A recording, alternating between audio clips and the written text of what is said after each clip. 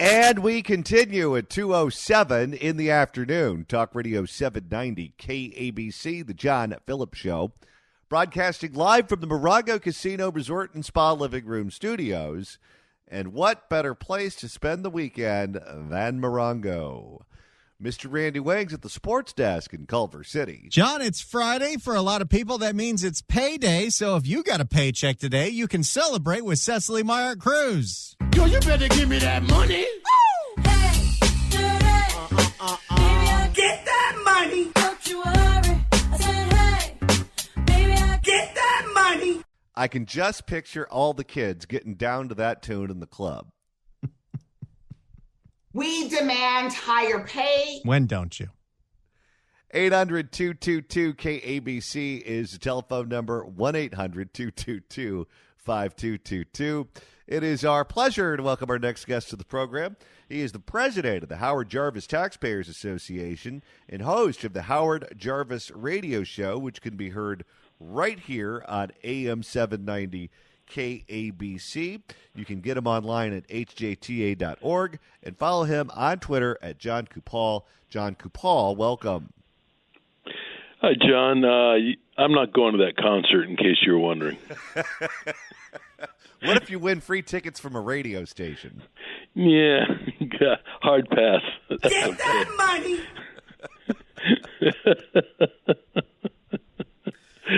Oh, well. How's She's it the going? gift that keeps on giving, I'll tell you that much. Yeah. All right, John. So this year was unlike previous years when our taxes are typically due on April the 15th for both the feds and the state. This year, because of the storms, we got a bit of an extension in most California counties that allowed us to file our taxes all the way up until October the 16th. And on October the 16th, your taxes are due, and you better pay up. Otherwise, Gavin Newsom will hover over your house in a helicopter, descend from a cable down your chimney, and find a way to take it. There was some discrepancy as to how much money would come into state coffers when all of the bills were finally paid. We knew we were going to have a hole in the budget. We just don't know how big. Do we have any idea quite yet how big that hole is going to be? We don't, and maybe in part because they extended the deadline again into November, which caught a lot of people off guard. In fact, someone in this office filed their tax returns on the 16th because they thought that was the due day, but then there was a subsequent extension. So that's just kind of strange how that turned out. So I don't think we know for sure, but I do believe for a variety of reasons the tea leaves do not look good for revenue. The fact that Governor Newsom vetoed a number of costly bills suggests to me that his Department of Finance has told him you need to put the brakes on some of this spending. So, and I think the same signals are coming from the legislative analyst's office as well. So we don't know for sure, and of course, even when they give us a figure, John, that's always a moving target because tax revenues come in intermittently for people who pay quarterlies, and of course spending is kind of intermittent as well. So it's always, you're almost better just using a magic 8-ball or a Ouija board trying to figure out what the true state of the financial health of California is. Let's go back to those Newsom vetoes that took place. You mentioned some bills that would have spent a lot of money got vetoed. Other bills that were more cultural issues than financial, some dealing with transgendered children, others dealing with other subjects, including legalizing psychedelics. He vetoed that the authors of these bills seemed to be under the impression that he would sign. Did they all get caught by surprise when he vetoed these bills? Yeah, perhaps, but remember, I think if you look at what he's doing, I mean, he's on his way, or he's already been to Israel, burnishing his foreign policy credentials tells us that he obviously has higher ambitions. And I believe that he thinks California's very progressive tilt could hurt him in a head-to-head presidential race, either in 2024 or 2028. And I think that's probably a good political assessment.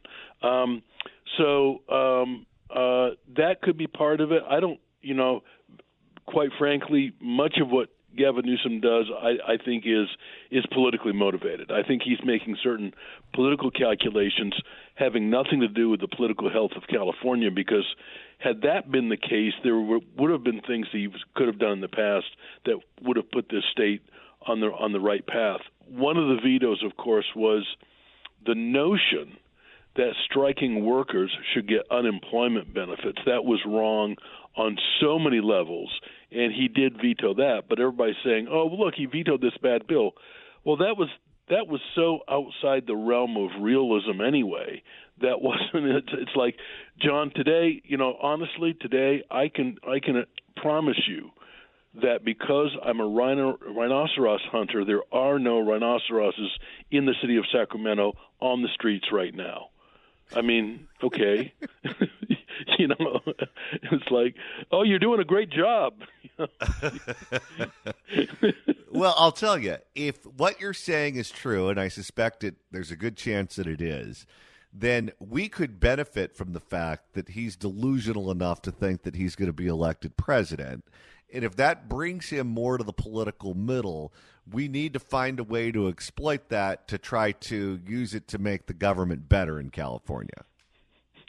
Are you suggesting I should endorse him? Hey, that's a good idea. I mean, I didn't even think of that. Let's try to drag Gavin further to the right, and feed in.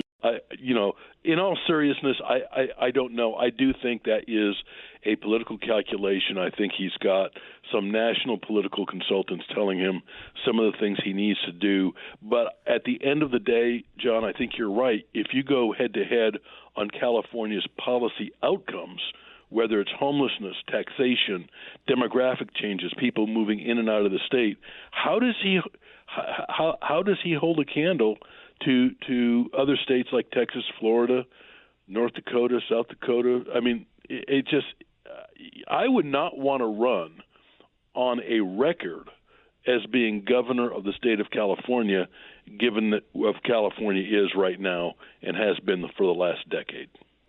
If he continues to try to move to the middle politically and continues to veto some of the more outrageous bills that are sent to his office, how do you think the legislature is going to react, especially when they know that he's a lame duck and can't run again? And I say that because it seems like most of them have expressed disappointment, but they've been relatively muted in their criticism. They haven't really been going after him aggressively. But if he continues to upset them, I could see them lashing out at him. That is very possible. I think it depends on the interest and who's involved. I think some of and it's not a question of whether some of these groups are radical or not. I just think it's their style. I think some of them, he says, look, I'm going to throw you a bone, but don't expect anything big, but I'm still going to invite you to my cocktail parties, and we'll have dinner at the French Laundry.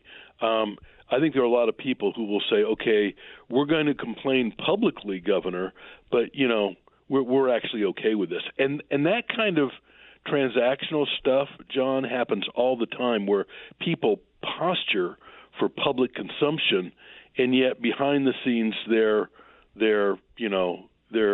fine with the system.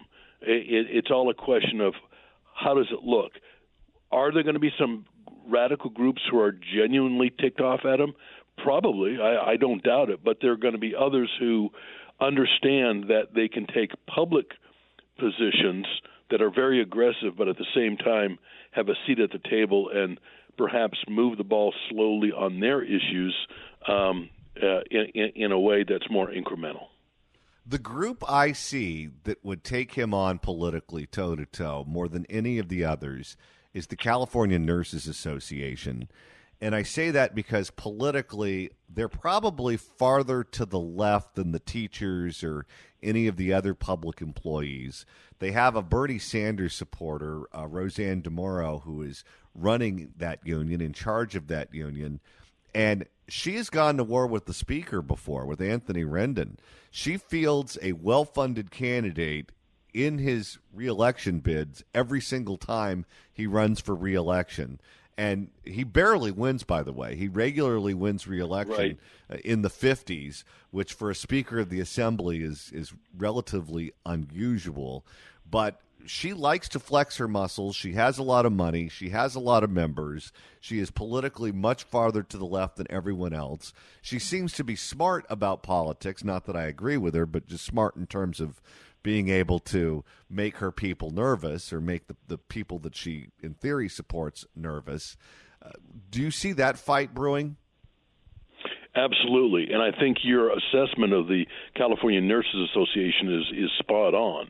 And we saw this when Arnold Schwarzenegger was governor. Remember his package of initiatives. The people that protested him the most and the loudest, I mean, they were disruptive and almost violent here in Sacramento, was the Nurses Association. I mean, so we got a taste of what they were capable of early on. But yes, these people are not just progressive, they're socialists. Many are registered members or consider themselves members of the Democrat Socialist Party. So they're not shy about how left-wing they are, and they are well funded. But that may not be a group that is well viewed even by other labor organizations. Remember, a lot of the nurses work for public hospitals, so they are not technically a government union, but a lot of them are like, SEIU, which is a lot of government workers as well. Really distinguish these labor organizations from the trades, like the carpenters, steel workers, auto workers, stuff like that. There's a difference between those labor interests, and many times they are in conflict. Well, and from their point of view, he's already burned them because he led them on to believe that he would support single payer, which they, of course, support. And he hasn't done anything with that because even in California, people would go crazy if you made their medical plans illegal, particularly, by the way, other employee unions who fought at the bargaining table for things like health and pension for years and years and years and gave in on salary so they could get a Cadillac health plan. If suddenly there's single-payer health care in California, that goes away overnight. But I could see her going to war with him on that subject. Possibly, but if that thing ever got traction, you'd see a lot of the other unions who have Cadillac healthcare plans come out directly opposite to that. And you're right, that single payer thing would double the state budget. If you crunch the numbers on that, it would double the state budget. And there are so many people, anybody who has a private health insurance policy right now would lose it. That is, I don't know. For nurses, they really shouldn't be smoking crack, but they might be.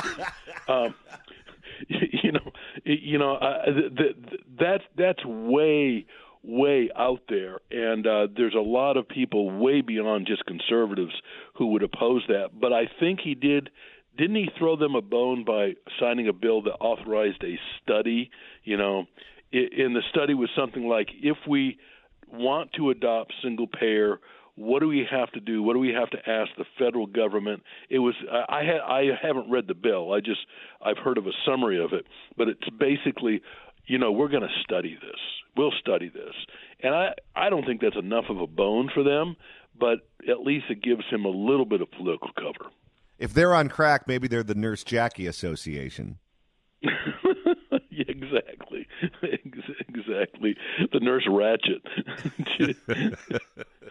And, John, you and the Howard Jarvis Taxpayers Association, you are collecting signatures to repeal the death tax here in the state of California, and you have a website, repealthedeathtax.com. Could you give us an update on that? Yeah, the signatures are coming in, but we need more.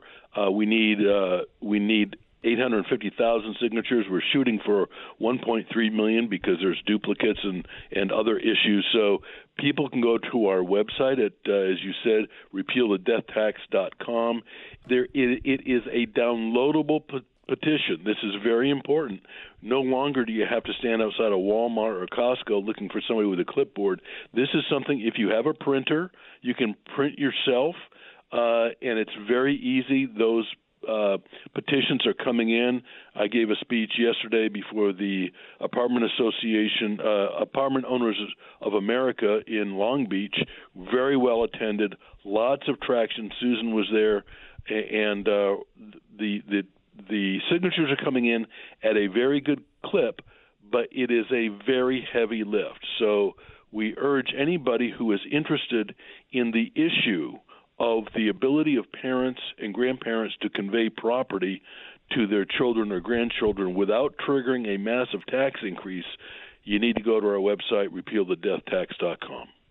Jon Coupal, president of the Howard Jarvis Taxpayers Association and host of the Howard Jarvis Radio Show, which airs right here on AM 790 KABC. You can get him online at hjta.org or repealthedeathtax.com, and follow him on Twitter at Jon Coupal, John with no H, by the way. John, thanks so much for stopping by. Always a pleasure. You bet, John. Have a good day. If you'd like to email the show, you can do so at johnnydon'tlikeshow@gmail.com. That's johnnydon'tlikeshow@gmail.com. And Randy, we are about, a little more than a half hour away from the weekend beginning for us, which means if you want to hear you and me, you're not going to hear any live content until Monday at noon, but that doesn't mean you can't hear us. That's right. You can download podcasts and listen all weekend long. Go to KBC.com, click on podcasts, go to the Apple Podcast app, iHeart, Spotify, search for The John Phillips Show, hit subscribe, or the even easier way, search for the new KABC app in the Apple App Store or the Android Store, search KABC AM. The best, most clutter-free way to listen live to the station whenever you're outside the AM radio signal, and the best way to listen to podcasts of this show on your phone or with CarPlay. Like, for instance, let's say you just missed the interview that John had with Jon Coupal of the Howard Jarvis Taxpayer Association. You can download it as soon as I post it and hear gems of wisdom like this. You know, quite frankly, much of what Gavin Newsom does, I think, is politically motivated. As soon as he said that, the text messages started coming in.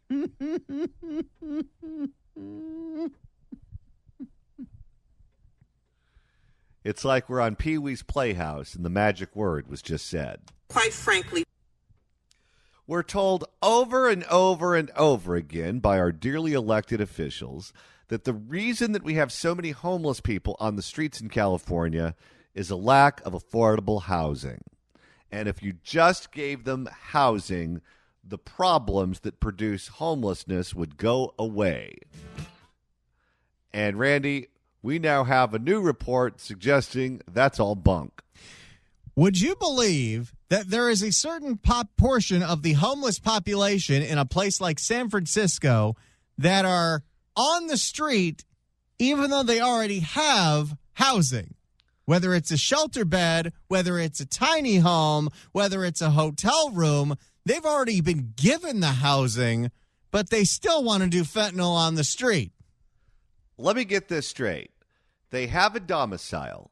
They have an address. They have a place to lay their head indoors that's safe, yet they choose to be feral. It's almost like they're not in their right mind. You don't say. For more on this madness, we go to KPIX. It seems like very few people can agree on how San Francisco should manage homeless encampments, like what the city should do if people aren't willing to take a shelter bed. After homeless advocates filed suit, a judge slapped a limit on what the city can do, and that's now under appeal at the Ninth Circuit. But the city says in the meantime, that same court has cleared the way to resume clearing sidewalks in very specific cases. The city attorney is promising changes within weeks. Now the very big question here is, what exactly will that look like, and what will the city be enforcing? Apparently, it's all about who has been offered services. Our Wilson Walker spoke with a woman who has a tiny home, but still chooses to spend half her time living on the street. Great judgment. We gave her housing, she has the housing, and she's still on the street. I would love to know what the explanation is for this one from the crowd that says we need more housing and that'll solve the problem.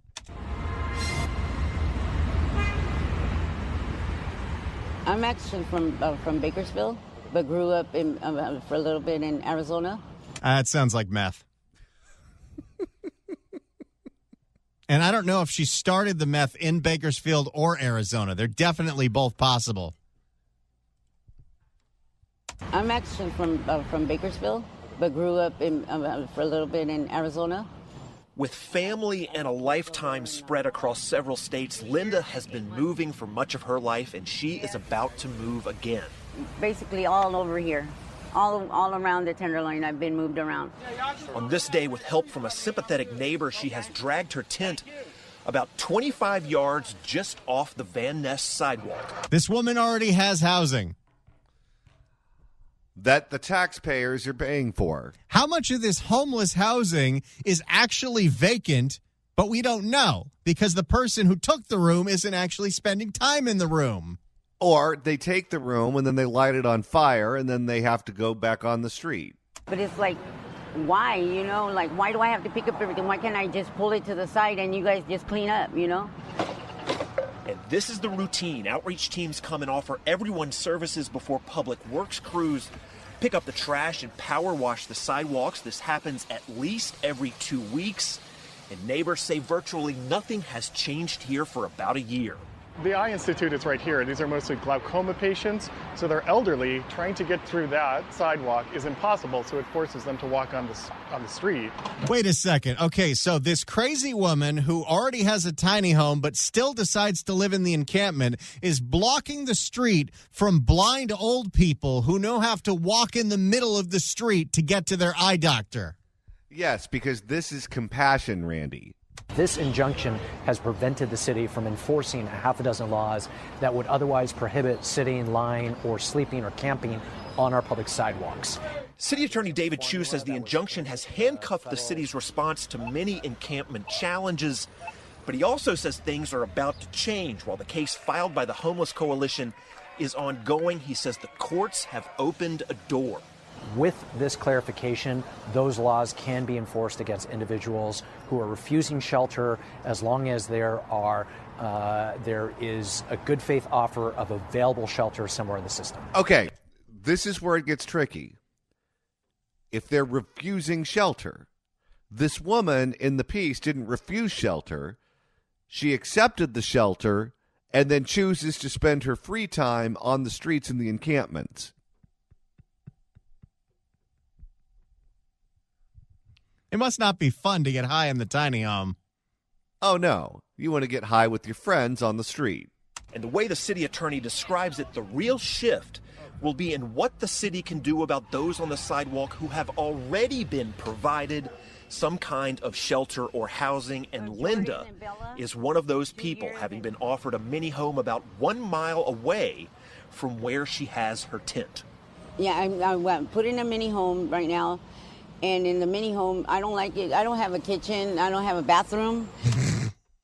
I don't have a kitchen. I don't have a bathroom. Here, I can just go to the bathroom on the street in front of everyone, all the tourists. What's the kitchen in your tent? Oh, it's a crack pipe. Yeah, I'm put in a mini home right now. And in the mini home, I don't like it. I don't have a kitchen. I don't have a bathroom. You're sort of splitting your time between the mini yeah, home and out here. Yeah. It's our vacation home. Oh, yes. Well, everyone needs to unwind. Mini home and out here, yes, to see what else I can get, Oh, okay. Here we go. So she's got the tiny home, but she doesn't like it. So she's back on the streets to see if she can get better housing. Well, I think she was talking about drugs. I don't think she was talking about better housing. Oh, she wants that too. Yeah, and out here, yes, to see what else I can get, So what other services can we give this poor, unfortunate soul who's taking advantage of the system? That's right. So we need to raise your taxes again so we can get this woman a bigger house that has a bathroom and a kitchen and maybe, a guest bedroom? This woman is a certified lifelong meth head drifter. So what There is no turning this woman's life around. This is who she is.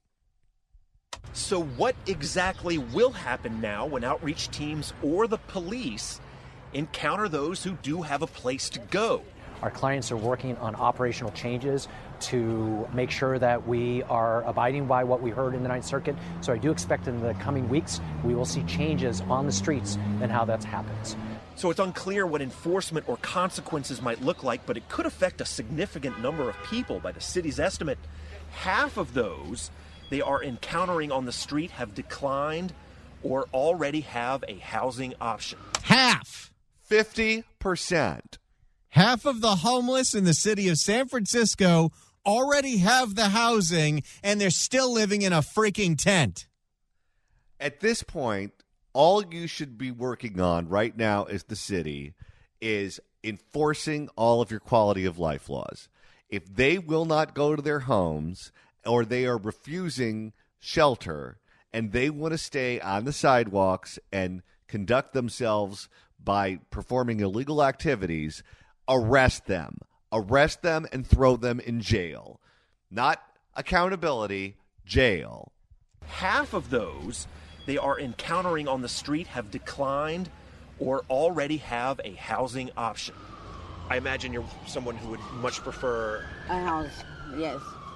We've been following this area for a little while, and in just the past week, the silver planters arrived on this stretch of the sidewalk. They are installed to prevent encampments like the one that was here. They come. Remember how years ago when businesses tried to put up the planters to block the encampments, they were called heartless and horrible, and now it's government policy? Oh, yes. They would put cacti up, too.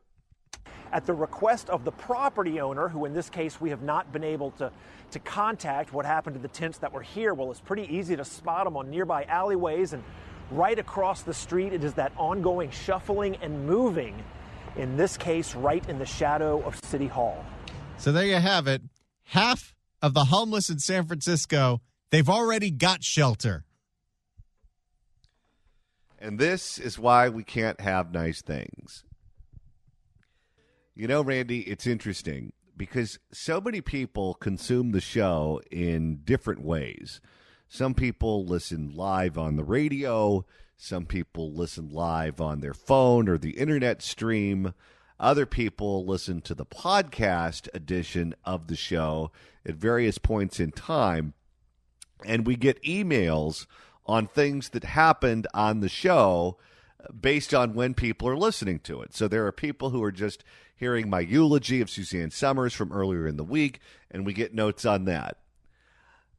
I would imagine at some point over the weekend, we're going to check the email for this show, and we're going to have a slew of emails about Jon Coupal saying, quite frankly. Oh, that's definitely going to happen. Another thing that we've seen a ton of is people reacting days and days later. We got one this morning. People for the first time heard your interview with Eric Siddall this week. Oh, that one generated quite a response.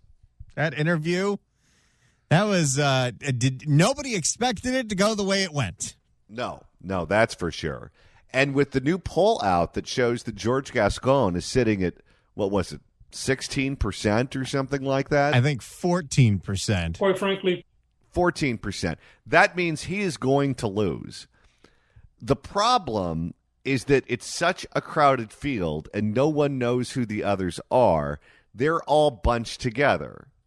They all have very similar numbers that they're generating. They got to do what the Democrats did in South Carolina in 2020. People got to fall in line, pick one person to take over, and they will win in the primary. Here's what worries me. When you have like a dozen people running and no one knows anything about any of them, you could end up with a complete lunatic that ends up on the November ballot with George Gascon. You mean like the guy who's the school board president in Paris? Yes. Because if you just look at a long list of names and people just pick one at random, that's not necessarily going to lead to good government. we got some wobbly knees allies. So here's the thing. On this program, and hopefully in other forums, we really have to focus on who are the good ones. Pick one or two and make sure the public is aware of that. Because if there's a dozen of them running and no one can tell them apart, that's very bad news. Because as the incumbent, George Gascon will almost certainly make the November ballot if the support among the anti-Gascon voters is split evenly among the rest of them. He could finish first in the teens. How scary is that? That's pretty fitting for L.A. County. But if he doesn't make it over 50, and I don't see any scenario where that happens, he's going to be put in a runoff, and I think whoever makes it on the ballot with him in November is going to win.